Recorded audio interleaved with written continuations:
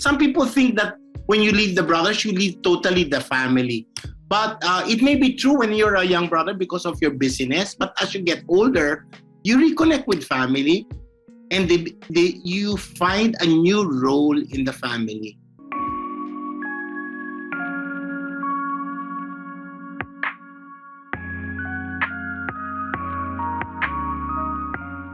Well, it sounds like this conversation that we're having right now is helping to debunk a lot of misconceptions or even stereotypes of what it's like to live a religious vocation. Because I know that some people have the idea that once you're in a religious vocation, you don't get to do certain things like you used to before, or that you don't get to spend as much time with the people you grew up loving and the people that you make connections with.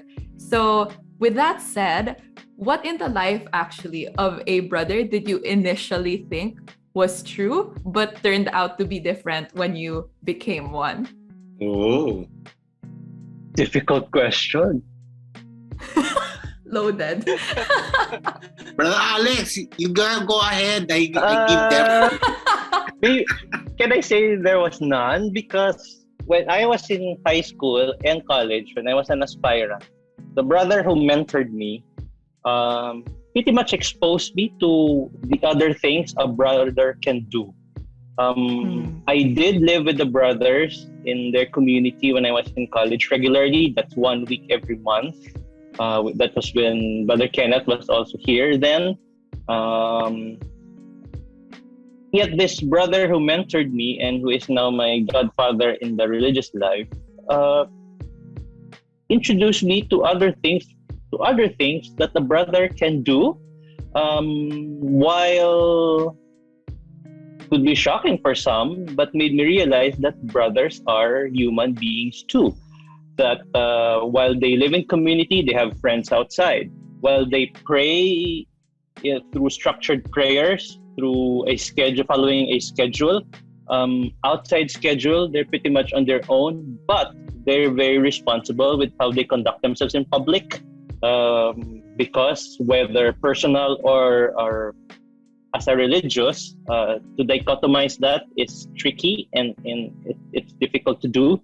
But I've seen that the brothers are human beings. In aside from community, what attracted me to the brothers is that they're very human. And if they weren't as human as I perceive them to be, I wouldn't be with them right now. So, thanks to Brother Kenneth, he was there. Yeah. Oh, thank you, Brother. You know what? You have to figure this as part of a journey. Partly because from the very beginning, I felt I was very much of an introvert. Nobody believes that, because I've always been out there saying so many things. But for an introvert to be playing the role of an extrovert is extremely tiring. So as you move in, the introversion becomes a second nature, and you don't figure out that you have to compromise your personality.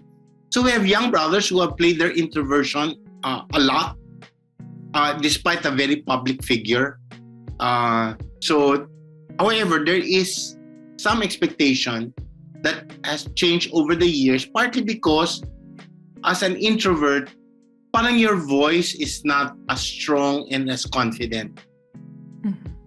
But as you grow older, because you stay longer, much longer than Brother Alex, I've stayed a little bit longer, your voice becomes stronger because you feel that you're one.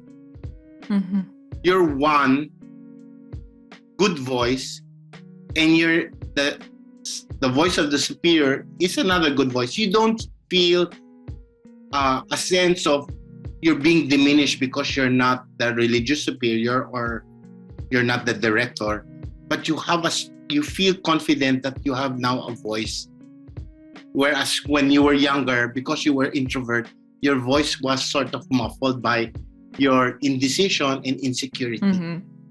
So in a sense, it's not the brothers that change, it's you that changing. Mm-hmm. So it makes sense that the brothers are moving, but you're also moving. So it's kind of difficult to say what were your expectations and what changed because you're both moving. Eh.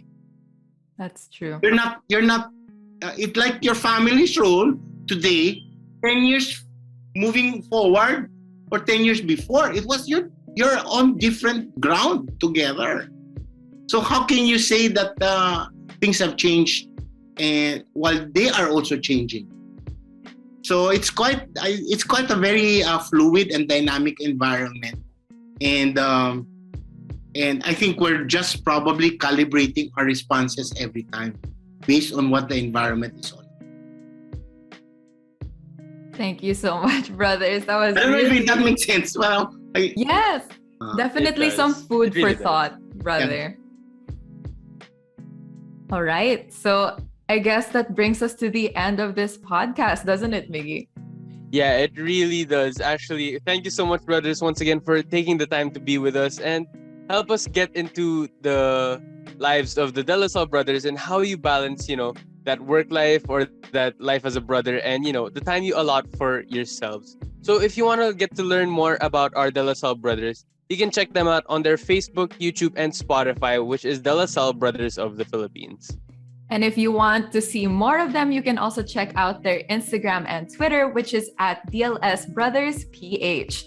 And of course, if you have any questions or maybe you'd like to discern with the brothers yourself, you can reach out to them on their email, which is vocations@delasalle.ph. You can also check us out on our Green Giant FM social media, which is our Facebook and Twitter, Green Giant FM. You can also check us out on our Instagram, which is @greengiant.fm. We also have our YouTube, which is bit.ly/GGFM-YT. And of course, if you want to check out our other podcasts and our playlists, you can head over to our Spotify, which is Green Giants FM. So with that being said, this has been What's Up, Bro? This has been DJ Miggy. And this has been DJ Cora. And we are also accompanied by our brothers, Brother Alex and Brother Kenneth. Thank you so much, brothers, for being with us once again today. Thank you. Thank you. Animo Lasal.